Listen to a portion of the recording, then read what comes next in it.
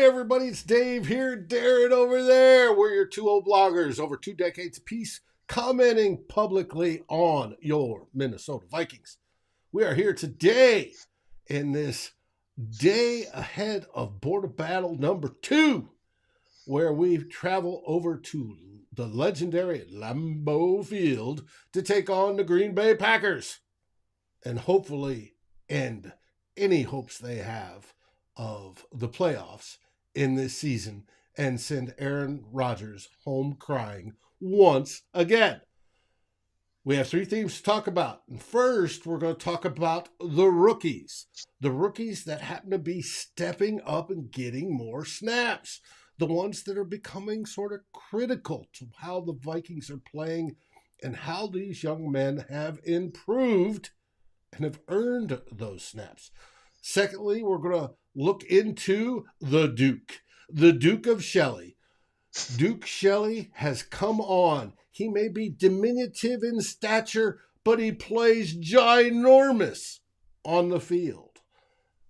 Then, of course, we dive into that game, that fateful game up in Lambeau, where we sit next to our friends, the Packers fans, and yell, "No, Pack, no," as the Vikings demolish their dreams, their hopes, their will to live tomorrow, Sunday afternoon. But first, you have 2 old bloggers now.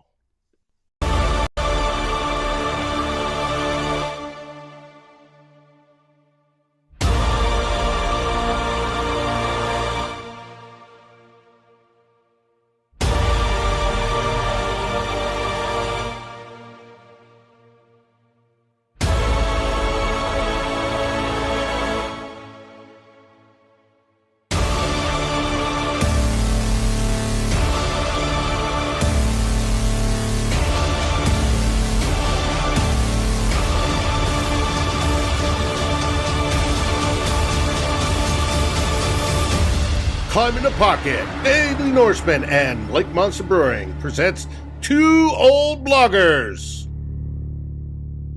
Starting now. Hey everybody, it's Dave here again. Darren over there in the Great White North. How are things up there, buddy? Just fine, Dave. Just got back a couple of days ago from a little bit of a visiting family down in northern Alberta. I hope everybody had a nice holiday break. Hope everybody else who's viewing here today has had a great holiday Christmas time as well, and happy New Year's Eve to everybody. It is New Year's Eve, amateur night, but it is the night where we get, if you have a loved one, you get that kiss at midnight. You get to partake. I do not, but that's quite all right by me. I'd rather look at Vikings football stuff. So let's get into that. We're going to start off with what we named the show. Cheese, anyone? We're looking at the Vikings at the Packers for Week 17. But first,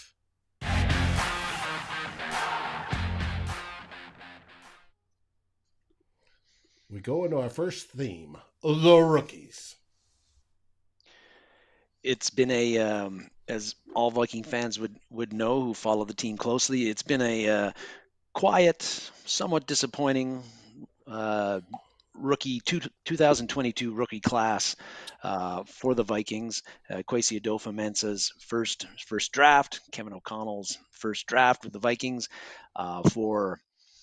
for some reason, ineffectiveness or not being ready to get on the field. In some cases, in large cases, injuries have. You got Lewis Seen, who had a broken leg, out for the year very early in the season. Andrew Booth Jr. Has battled, I can't remember, I think it was a quad injury or a hamstring injury earlier in the year, and then he got the knee injury that caused him to have surgery, and he's on the IR, done for the season.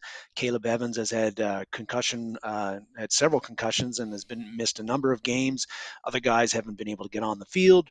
Really, the only rookie who's made any noise, and oftentimes that noise hasn't been all that good, has been Ed Ingram. But But He's lately, anyway, improving.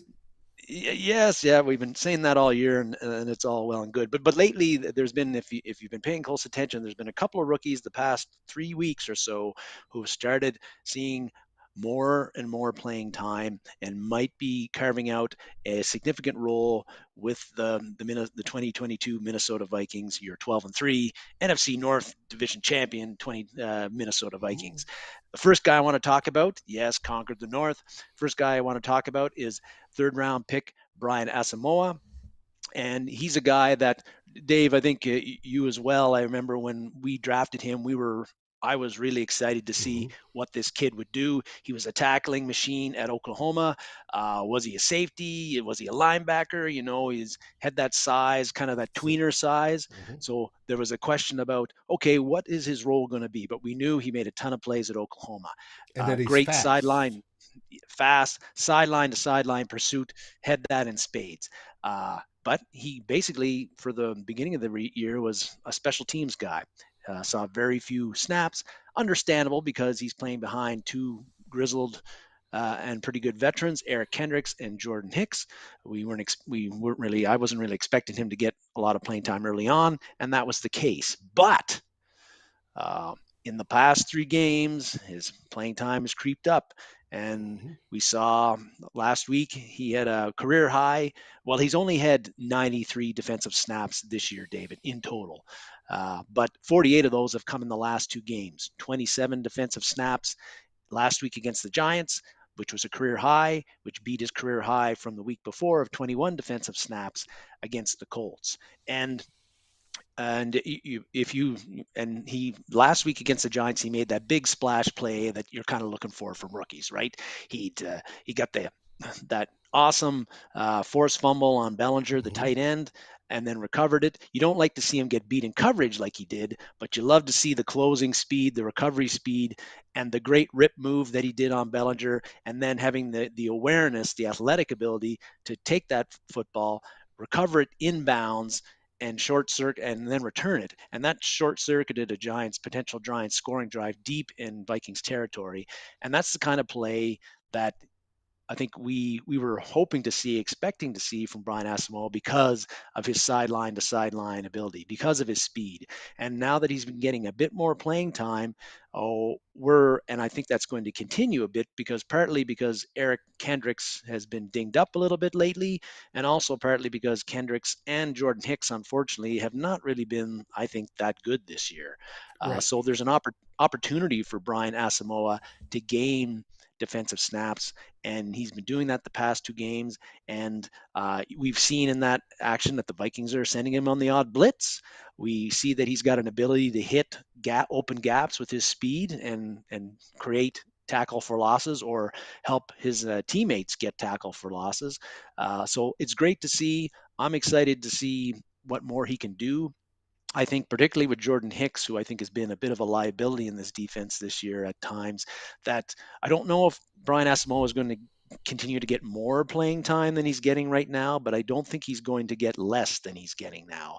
I think Kevin O'Connell has talked about getting the young guys, getting them more work as the season progresses, particularly with limiting the snaps of some of the veterans, giving them a bit of a rest.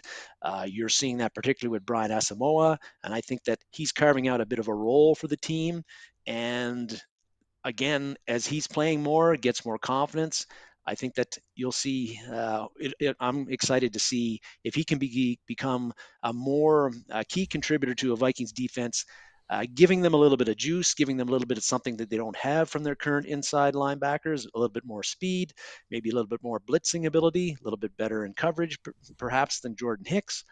And the Vikings defense needs some help, David. Of course. Yes, Uh, they do. And I think over the season things have started to slow down for him. He's making mm, better choices than he did early. I think we're seeing that on the field. He's taking that speed and that ability to hit a hole like that, and he's now making better decisions doing that. And I think over time, when it comes to next year, I I think he's going to earn himself a starting position because I think Hicks and Kendricks are iffy of whether they're going to be back next year. Yeah. but he's played both positions. They've had him at both spots. Yes. So I think that's a very, very good deal. And I do agree with you that I think part of O'Connell's deal is I want to rest the old guys and get the new guys in.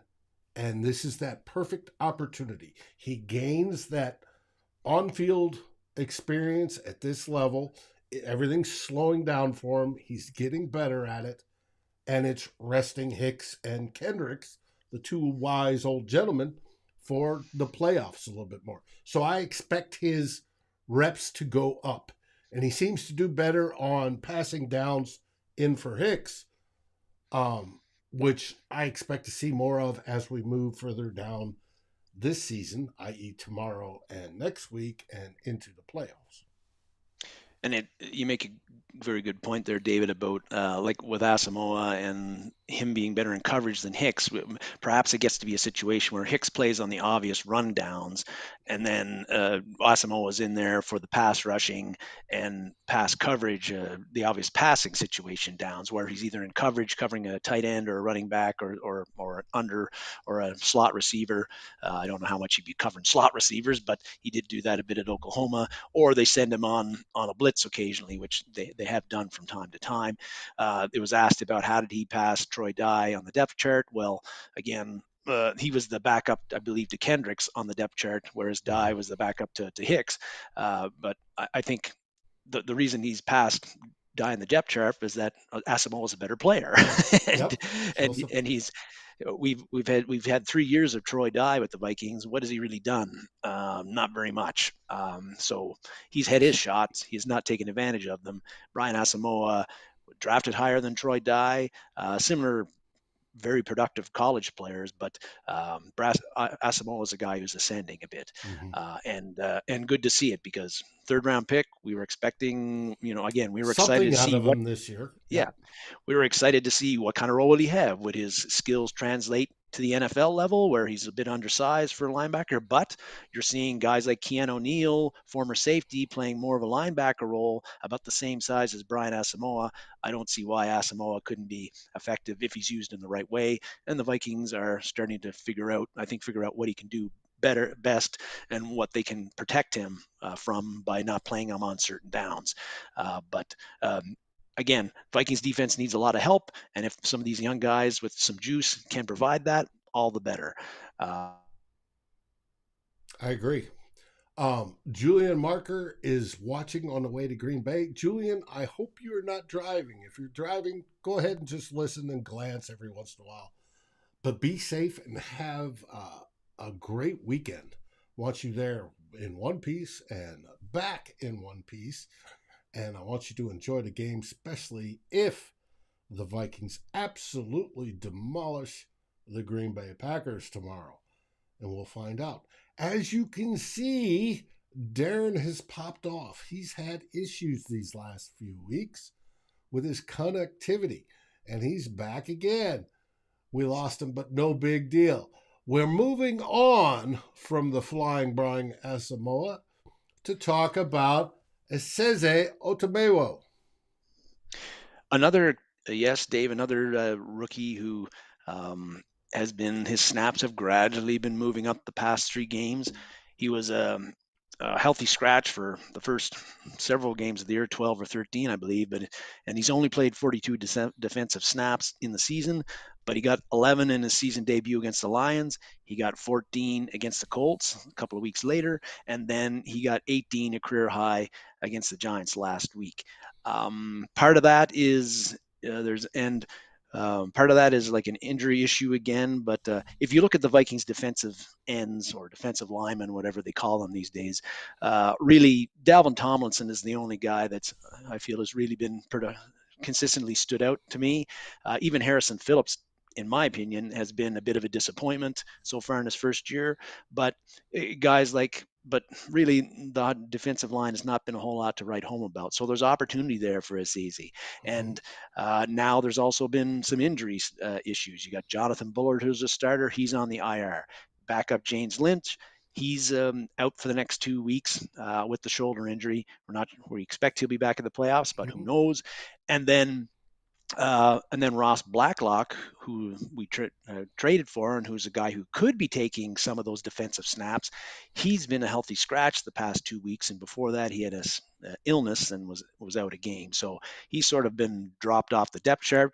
Esezi Otemewo has gone, vaulted over him on the depth chart, it seems. And, he hasn't made any splash plays yet like Brian Asamoah. He did get credited with two pass pressures last week against the Giants, so that's good. But again, gradually a rookie, gradually getting a bit more playing time. I think that. Especially with the way things are going with James Lynch being out for the next 2 weeks, Mm-hmm. and Blacklock probably it seems to be buried in the depth chart, and Esezi has jumped over him, that I think Esezi is going to get even a few more snaps in the next 2 weeks. And again, there's an opportunity there, Dave, to get, if he can make a few plays, show up a bit more, he could carve out even a bigger role on a Vikings team that hopes to have a long playoff run. And it's, and I'm encouraged because again, we haven't gotten much out of the rookie class, and that rookie class is part of the future of the Minnesota Vikings, not just this year, but in the following years. We're going to need to replace some of the veterans like Kendricks, like Bullard, like, and on it goes. And Mm-hmm. guys like Brian Asamoah and Esezi Otemewo are going to have to potentially, they've got to be guys stepping up and taking those starting roles and being the next generation of the Minnesota Vikings. Yes, and developing into the tradition of Minnesota Vikings lines, defensive lines, which are it's real good. That and wide receiver. Um, well, that brings us to the end of this deal. I got Asamoah there, and of course the end of theme one always brings us to Lewis and Badass Wood Art. Here, if you like any of his pieces, you can order it with the promo code CT Pocket and you get 20% off. Now, you ask, what are his pieces? Obviously, you have that one there that he's holding in front of you. But you also have, that was his film, the new one. He's calling this 4th and 18. What a warm memory that was of the greatest catch, period. And go to his website at that'sbadasswoodart.com and you can find his stuff. And he does do commissions, so it's not just football. He'll do anything you want. And Lewis is a great guy. So if you have the money, you want to brighten up your space, by all means do it. That brings us to theme number 2.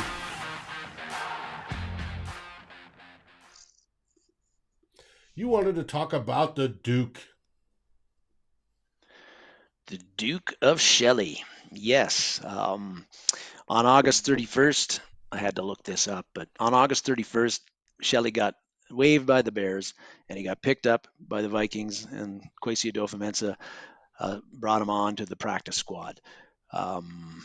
Like most practice squad signings, especially when it's people who haven't been with the Vikings during training camp, I took note of it and I didn't really think much more of it after that. I'm like, oh, practice squad guy. They need depth at all positions. Shelley will probably never play, Mm-hmm. and that was it.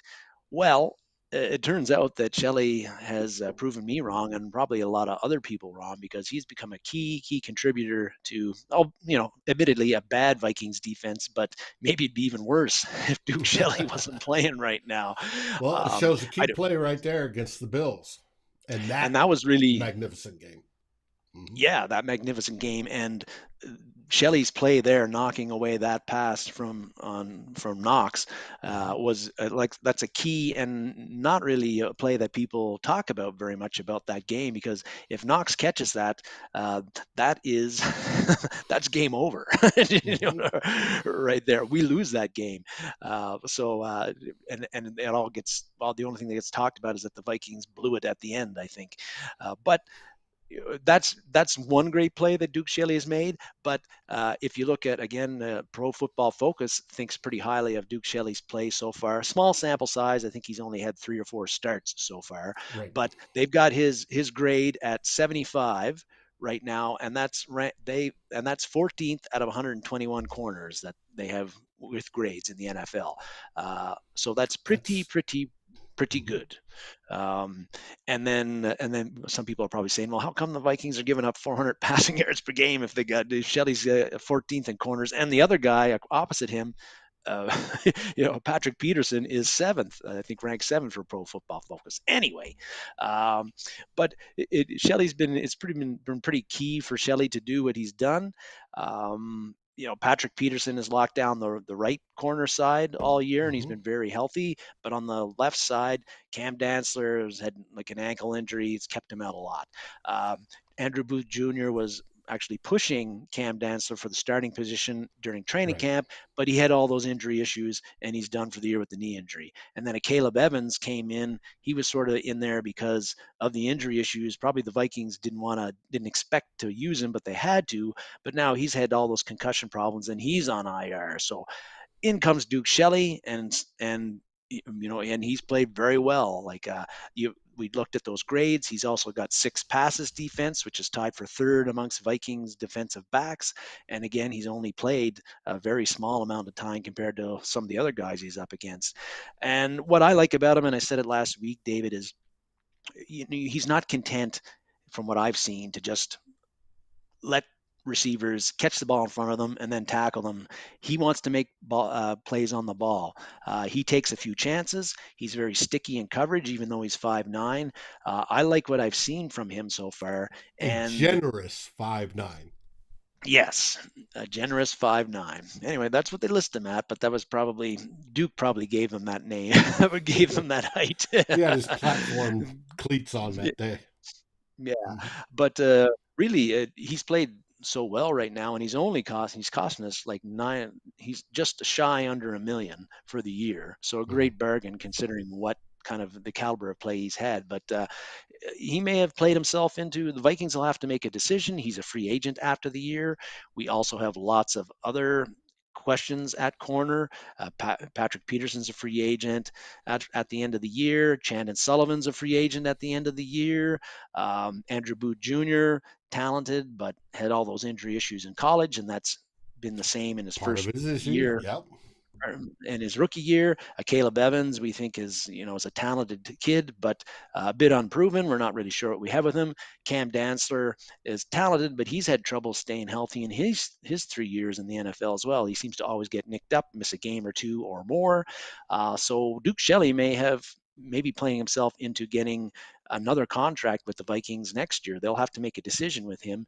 But right now, I expect that even though Dancer is right now is appears to be healthy to play this week, I don't think that he's going to. I think it's pretty clear that he's not going to be the starting guy opposite Patrick Peterson. It'll be Duke Shelley. I think he might get a few snaps here and there, but I think this is Duke Shelley's job to lose right now and for however long the Vikings season lasts. And I think he's earned it.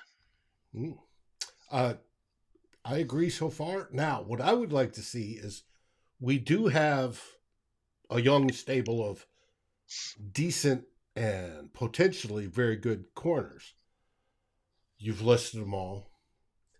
What I would like to see is Duke move into the slot, into the nickel Mhm. position now. He's Yeah. said, everybody, I'm not a nickel, I'm a outside corner.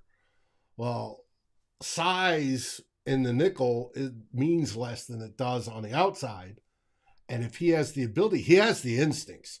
You can see it when he plays. He's very instinctual. And he knows when to try to jump a pass or knows when to get his hand up there and block it. If we could make him agree to the move, want to be there, and then learn the nickel, I think we could be set for a long time as long as the injury bug does not hit like it has been on quite a few of those guys, whether it be Evans, Booth, etc. It's got to get. We got to hope it gets better. And Patrick Peterson will be a big. You talk about the decisions next year. That will be a big one because It will of be. his leadership and his tutelage of these young guys. Having them come over for the meal and watching tape together and all that sort of stuff Most pro players don't do that. And most pro players that are, destined to go into the Hall of Fame don't do that. So, I mean, that's a huge benefit. You can't, just disregard because he's a vet and, he's going to be, $4 million, $6 million or whatever. So we'll see. You know what time this is? It brings us to the show. I sure do, Dave. What time is Beer it? time. Beer time. Beer time, baby. As we go in to talk about our favorite beer. The one I am drinking right now is a Lake Monster Depth Charge. It is an IPA. It is absolutely one of my favorites.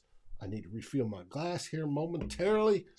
But we love the folks, Matt Lang and all his crew over at Lake Monster Brewing in St. Paul.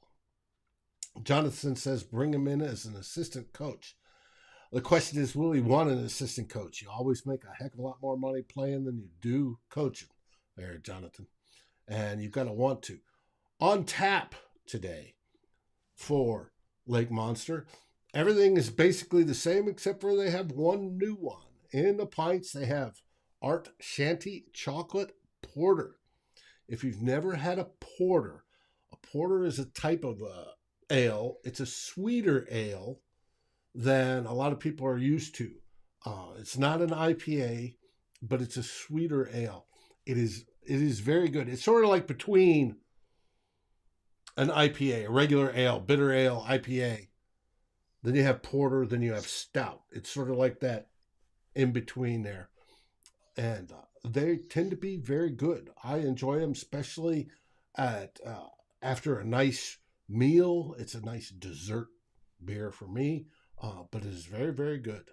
And if you get a chance, go try it. I bet it's outstanding. Brings us to Theme 3. Here's where we're going to talk about the Packers versus your Minnesota Vikings. Packer week. We're going to start off with the weather because it is an outdoor stadium. It may be old, it may have aluminum bleachers to sit on, but it is outdoors. Lambeau has all that history, yes, but the Packers haven't won there all of the time because sometimes they play in Milwaukee, and we might see that in the near future. Hopefully we will when they start to really suck. Anyway, starting with the weather. Tomorrow, during game time, it's going to start out at about 36 degrees. Quite balmy for January 1st. If all of you that live up there in the Great White North, and I did for over 14 years, and before that when I was a kid, you get to January and it's 36 degrees, and it's, boy, that's almost shorts weather. So it is going to be rather nice. It'll end up being right around freezing when they finish. But as you can see what it feels like, there's not much of a change and the wind is minimal. So weather will not be a factor. Should be at least partly cloudy, if not completely cloudy. Perfect to make Packers fans cry in their beers. All right, on to the normal numbers side of things, and we'll try to go through these quickly. We go through the rankings. PFF has the Vikings offense at 9 and the Packers defense at 6. How? I don't know, but it's PFF. We get to Pro Football Outsiders, DVOA. The Vikings have actually moved up to 19th overall, 16th in the pass, and 26th in the run. You'd think our run game's better, but hey, we throw the ball almost 2/3 of the time, so I can see why. The Packers defense is 19th overall, 8th against the pass, and 32nd against the run. There's a possibility there. Elias Sports Bureau. The numbers that are provided to ESPN, NFL.com, your local newspaper, yada, yada. These are your box score stats. Have the Vikings offense 12th, up to 12th in yards, 6th in passing, 28th in rushing, 7th in points. It's top 10, folks. 7th in points. They've given up 45 sacks, which is not Too good. many. It is too many, but it is not the worst in the league. And they're about 2/3 the way down on that list. They are 8th in turnovers with 17 giveaways. And that's the offense. For the defense on the Packers, they are ranked 17th in yards, 3rd against the pass, so they're decent against the pass. We'll get into that a little bit here shortly. Rushing, they're 27th. Points, they're 17th, middle of the road, actually quite mediocre. Sacks, they're 23rd. They've only had 31. Turnovers, they are ranked 15th, and they have a 0 differential. They've gotten as many as they've taken. And takeaways, they are 14th with 20. On to the Vikings defense. PFF power ranking of 13. Packers offense of 5. Yes, they like the Packers better. Packers are doing it more conventionally than the Vikings are this season. Now, when you get to Football Outsiders, we went up in PFF, by the way. When you get to Football Outsiders, our defense has gone down to 22, 24th against the pass, 16th against the run. But we've all said that Football Outsiders does not like the Vikings this year. They have the Packers offense 10th, 15th in the pass, 3rd against the run. Elias Sports Bureau, we have the Vikings defense 31st, moved up from 32nd after last week's victory. 32nd against passing, says our secondary isn't very good. We all see that. 19th against rush and 28th on points. We've given up a lot of points, but we tend to score just that 1 or 2 more than the opposing team. That's all it takes, folks. We are 15th in sacks with 36. We are 5th in differential with +6. We are 8th in takeaways with 23. The Packers on the other side on their offense is 16th in yards, 17th in passing, 14th in rushing, 18th in points. Definition of mediocre. Smack dab in the middle, a little bit lower. They have given up 28 sacks. They are 18th, giving up 20 turnovers. Your over-under is 47.5. The line has bounced up between Packers favored by 3.5 to 3 all week. It ended up this morning at 3. Most of the money, like 86% of the money going into Vegas, is going for the Vikings, which is always a good thing. We get to special teams. Our special teams moved up a couple slots. We're now 28th, according to Football Outsiders. Credit Greg Joseph for that one. And the Packers are 22nd. We'll get into why Packers at 22nd may mean an advantage to your Minnesota Vikings. The injury report. Here we go. Injury report. Vikings have already announced that 2 players are out. Garrett Bradbury with his back and James Lynch with his shoulder. And they've already been called out. Packers, on the other hand, have Kezian Nixon, a backup corner, is questionable, and a rotational corner, I should say. He does play. And wide receiver Christian Watson, starter. Aaron Rodgers' favorite target.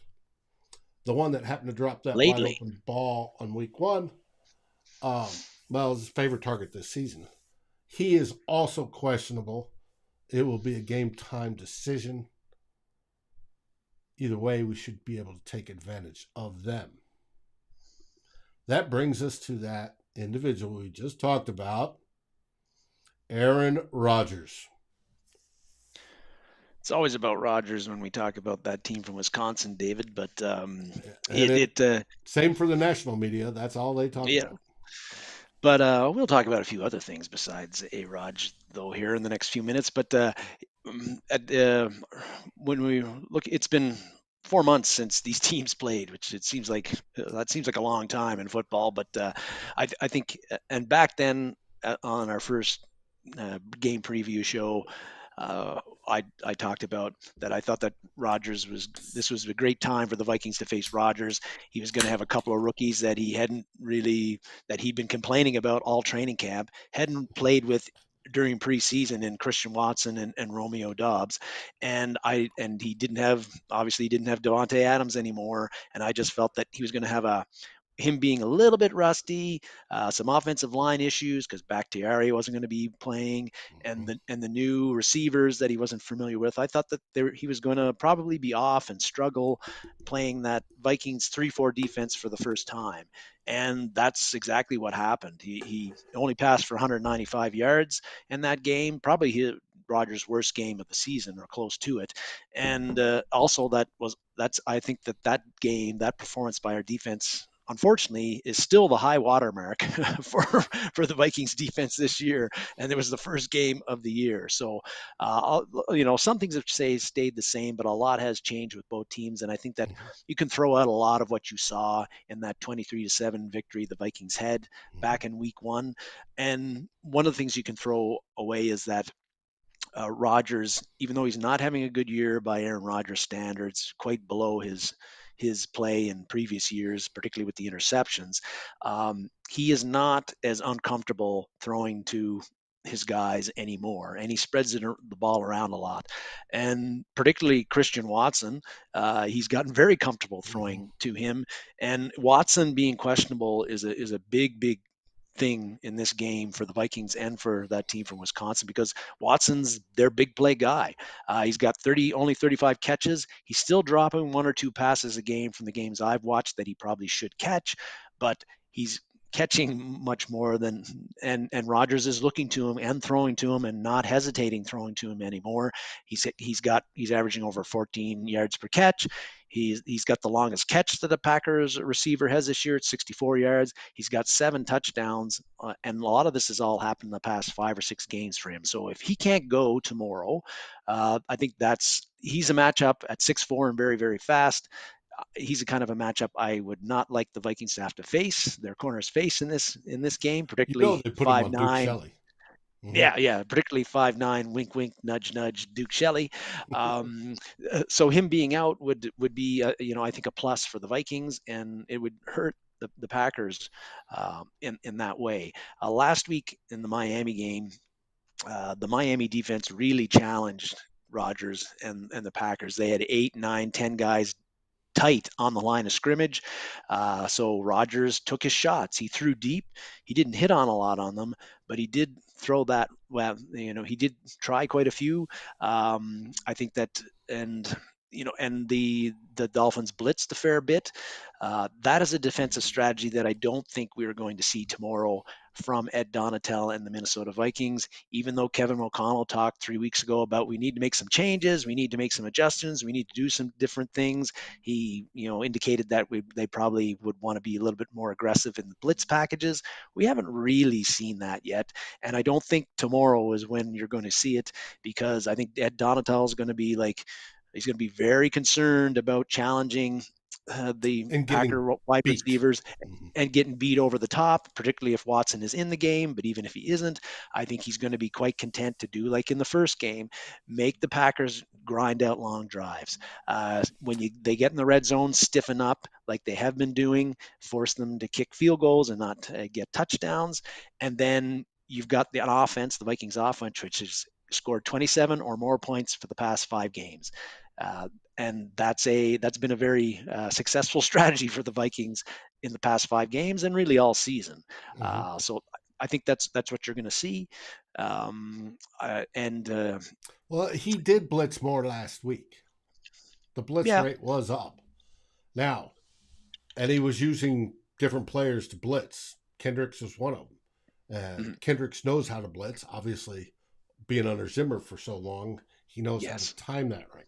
And the whole idea is that you time it right. You disguise it, you time it, you get pressure on the quarterback. But as we all know, Aaron Rodgers can beat you if you don't get that perfect.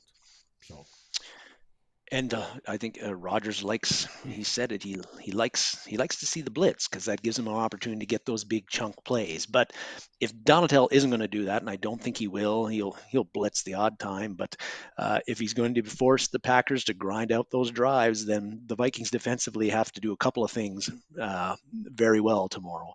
And one of them is when the short passing game comes into play, and it'll come into play a lot with Rogers with the wide receiver screens and getting the ball out quickly. Our corners have to rally. They have to recognize that's happening. Mm-hmm. They've got to defeat blockers like Alan Lazard, who's a hell of a blocker for a wide receiver. He Yep. can take out 2 or 3 guys all by himself.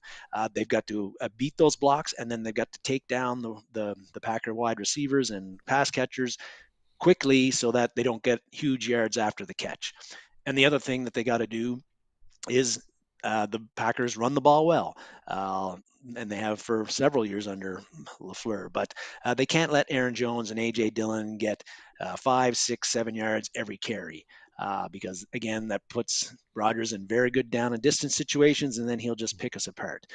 Those two things the Vikings did very well in that first game, but they're going to have to do it very well tomorrow if they want to come out on top. It'd also help if Zadarius Smith, the Z-Man, has a big game tomorrow. We know that he's going to be motivated going back to Lambeau. He was very vocal earlier in the season about how he wasn't very happy with how the Packers management and medical staff treated him in his last year there. And in that first game, even though they only had the 1 sack and the 1 tackle, he was a wrecking crew out there, destroying blocks, creating opportunities for his other defensive players. And I'd like to see. It'd be great if he has a big game because Oh, he's I been a hope bit he quiet. does. I hope he comes onto the field, they boo him, and that just fires him up. Oh, they'll You boo know, him. cranks that, energy meter to 110%, and he just flies. Because he's still getting pressures, but sack wise, he's really slowed down. He's only Mm-hmm. got a sack and a half in the last 8 games, and at the start of the year, he had obviously had Oh, yeah. 8.5 through the first, not even half the season. So, but I think he's primed for a big game tomorrow, and if he does have a big game, that's going to be huge for the Vikings defense in stopping Rodgers and the Packers offense. And he's going against his buddy, Bakhtiari. He's going to be starting. So he knows all the tricks against that individual. It's going to be a good matchup. I look forward to seeing it. But I'll bet he has a good day. I bet he will too. I think he'll have his best day in several weeks, and he's going to be all over the field. And if he is all over the field, well, I think that's going to be great news for the Vikings defense. Offensively, for us, um, Jair Alexander made the news this week, put up some bulletin board material. I love this slide, Dave. You showed me a little bit earlier, talking about how it was a fluke that Justin Jefferson caught all those passes and had 183 receiving yards, blah, blah, blah, blah, blah. We all know that's horse shit. That Justin Jefferson with multiple 100 receiving games this year, it wasn't a fluke.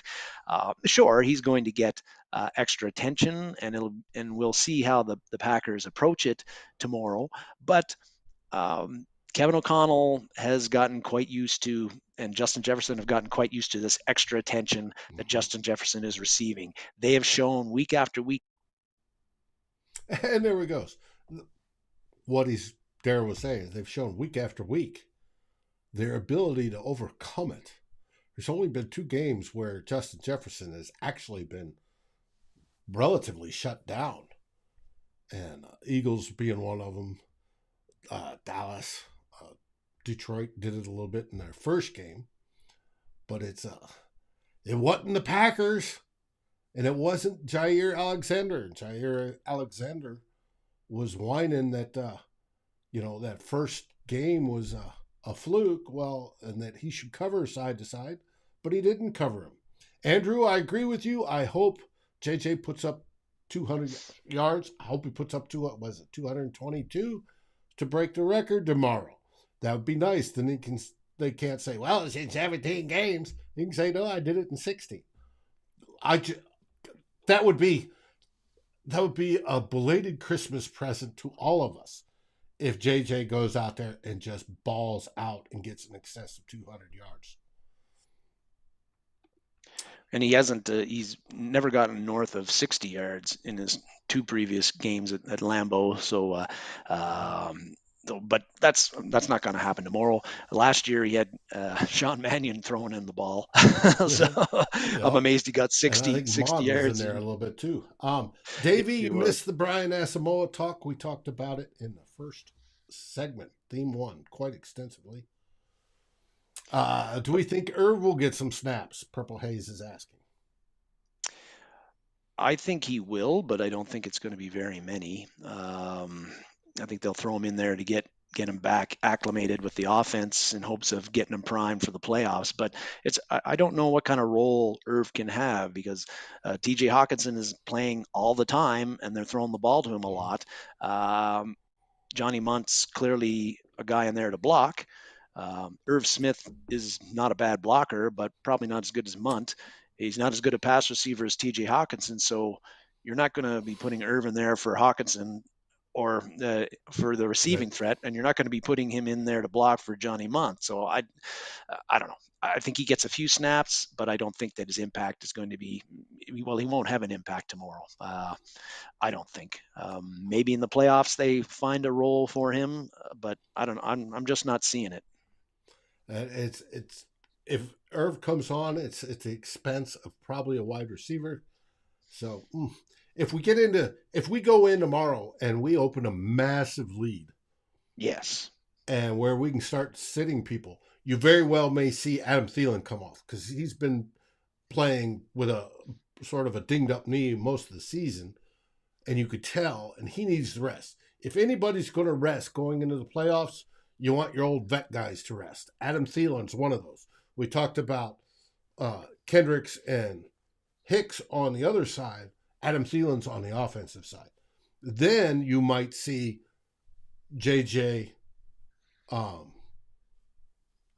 Ozzy, and then Hawkinson and Irv on the field at the same time. But it's going to be situational. It'll be like that. So I'm not sure we're going to see much of Irv, but it's interesting to see. They definitely want him. They want him ready. They've said that all year, and they hope to have him in the playoffs. So we'll see. One key to Irv Smith or anybody catching the ball, David, tomorrow is going to be again how our offensive line handles the Packers pass rush. They don't have a lot of sacks this year, but last week against the Miami Dolphins and Tua Tagovailoa, they created a lot of pressure on him. Didn't result in a lot of sacks, but it did bother him. Particularly, I felt in the second half when he threw those three interceptions. And Well, I think part of that was his brain was scrambled.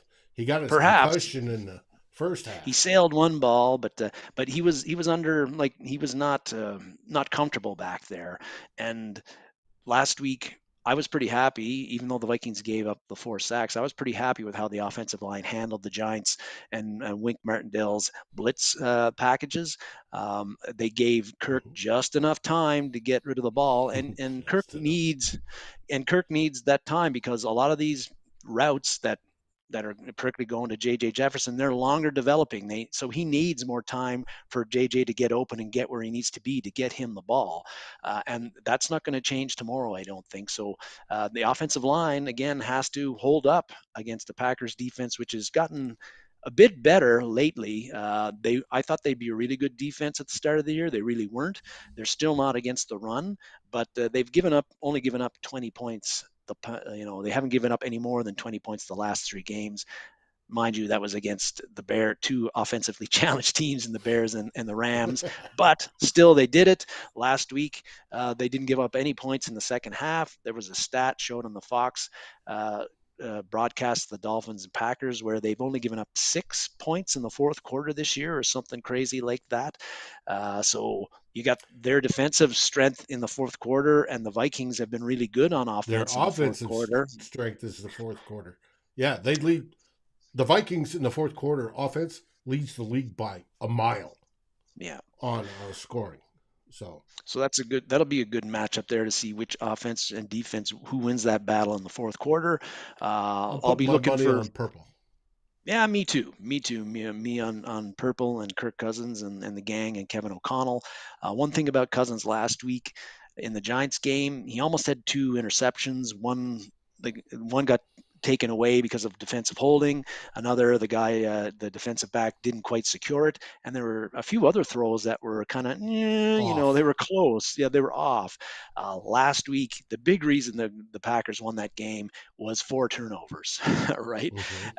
And those kind of risky throws are the kind of throws that a guy like Rasul Douglas, who I think is a better corner than Jair Alexander, actually, those are the kind of plays that he takes advantage of in particular. So Cousins will have to be really accurate tomorrow and not throw some of those as many risky throws. I love the 2022 Kirk Cousins taking chances, throwing those, not just waiting for his wide receiver to be wide open to get him the ball, trusting them to make plays when they're on contested catches.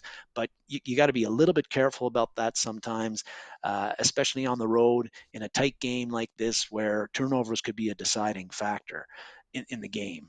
So big, something to watch out there. And the last thing that I really want to mention is kickoff coverage. You were talking about Keyshawn Nixon, the nickel corner for the Packers. Some people might not know this, but Nixon is the leading kickoff. Has the leading kickoff return average in the NFL with 27 yards per game average. And he broke off a 94-yarder against Miami last week. He's been really good since they put him in the kickoff return spot for the Packers. And we know that the Vikings have issues with kickoff coverage of late. If he's not playing, that would be a huge plus for the Vikings on the special teams because we won't have to deal with him in the kickoff coverage area. And but if he is in the game, the Vikings and Matt Daniels coverage units have got to win that battle tomorrow. We can't let Nixon get 2 or 3 big returns that give returns. Give Rodgers a short field to work with. That's just a disaster. On the other side of the thing, though, David, is Mason Crosby, that team from Wisconsin's kick returner. He does not have a strong leg. Nope. And he's going to be not anymore. He's going to be outdoors. The weather isn't super cold, but still it's going to be outdoors. He's not going. I don't think touchbacks. He's not going to be able to do them. No, he's got the lowest rate of touchbacks out of all the kickers in the NFL. It's like he gets a touchback less than 10%. It's always short. His leg. He's old. He's probably going to retire after this year, and he's had a great career. Yes, he has. But where that gives us an advantage is Kenny, who we have pictured here. Kenny Wong. That's right. He is going to have opportunity. Hopefully, there won't be too many kickoff returns for him because if there is, that means Green Bay is scoring. Sure. But the ones that he has, he's going to have opportunity. Game or at the half, one or the other. He's going to have opportunities to bring them back and return them, guaranteed. And a lot of games this year, he has not had one opportunity to return. Right. They've just been... Oh, yeah. Last week you saw it. He'd get so frustrated as you watch the ball go over his head. Yeah. And the body language walking out of the end zone. And it's like, are you going to kick to me? Nope. That's a smart move by a bunch of teams. Nope. We're going to blast it over your head. Offense gets the ball, 25. Sorry. I put on the jersey. I don't even have to take a shower. I didn't get it all sweaty because nobody would let me catch the ball. Yeah. But he is going to have at least one opportunity in this game and maybe a couple others. If he can get take one to the house like he did against New England, or at the very least get a couple of long returns that gives the Vikings offense a short field, that could be a big swinging factor in a game that I think is going to be close and hard fought, and as usual, come down to the last possession or two to see who wins it. Whoever has the ball last wins. Yeah. I saw that as a headline. I disagree. I think we're going to win this one 30-17. I'd love that, David. Faith in our team. Jim, welcome to the show. I think the first time I've seen you pop up. You've been commenting. Well, I like that. You're worried about the number 2 seed. Vikings need to win out no matter what to secure that number 2 seed. If they're lucky and they win out and the Eagles lose their next 2, which is a possibility with their quarterback out, we can take the 1 seed. But if we lose, San Francisco is going to snatch up that 2 seed in a heartbeat. I want that 2 seed because that keeps everybody coming to Minneapolis except for the Eagles game. And that is a huge advantage for the Vikings. Anytime they play at home, you get you guys, the great Vikings fans. That helps the team. It feeds them mentally, psychologically. When they hear you screaming and yelling, all that stuff, it bugs the heck out of the visiting team when you're screaming and yelling. And it makes life easier, and it is so much more enjoyable when it's at home. So they've got to win out. And can they? Absolutely. They can beat Green Bay tomorrow and Chicago the following week. Davey has an idea. Why don't we just open a playbook and squash the pack and put it into this? I agree with you, buddy. Mary said it earlier. Play 4 full quarters of football. Don't take any time off on this one and drive them into the turf.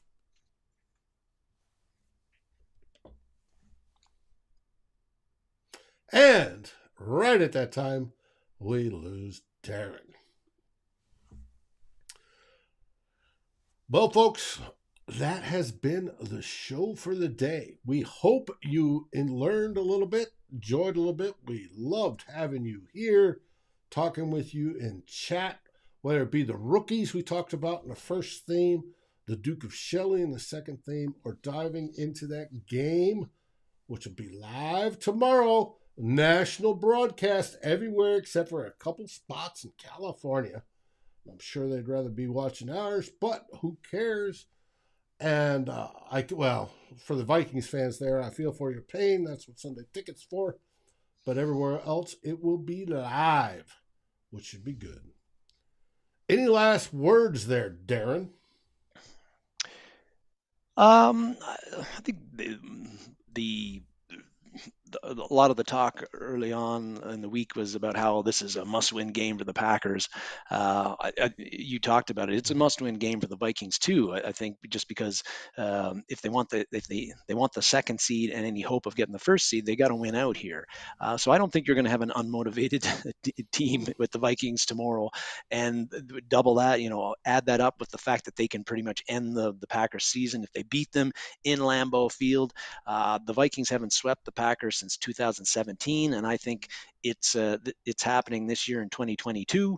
I know a lot of people. Vegas has the Packers favor. I know there's a lot of reasons I think that Green Bay should win this game, but I feel that the Vikings are. It's going to be a close game. A lot of them have been this year, but I feel the Vikings are going to pull this one out, and then they're going to end the Packers season, and but. Again, you're going to be going against a desperate team with the Packers. They gambled 4 or 5 times on 4th down last week against Miami, and they're going to do the same thing this week if the opportunity happens because they know that they got nothing to lose, really. But we know we love the Mondays after they lose. And it's possible that Kevin O'Connell ties Dennis Green's record and sweeping the Packers in his first season ever. I don't want to see it. Yep. But yeah, no, I'm expecting a Vikings win tomorrow, even though there's factors that tell me that maybe it's not going to be may not be, but I just feel that the football gods this year are working in our favor. And please let them continue. All right, everybody. We want to wish you, Darren and I, a happy New Year's. Be safe tonight if you're going out. Be smart about it. There's a bunch of people out there that are not, so make sure you protect yourself. Always be wise. Drink some absolutely your favorite beverage. Mine today is Lake Monster Brewing, brought to you by. It's their Depth Charge IPA. It is great. Enjoy. And what do we say, buddy? And we can't hear him. All right. And he's muted, unmuted. Try again. We say Skol Vikings. Can you hear me now? Yes. Skol Vikings!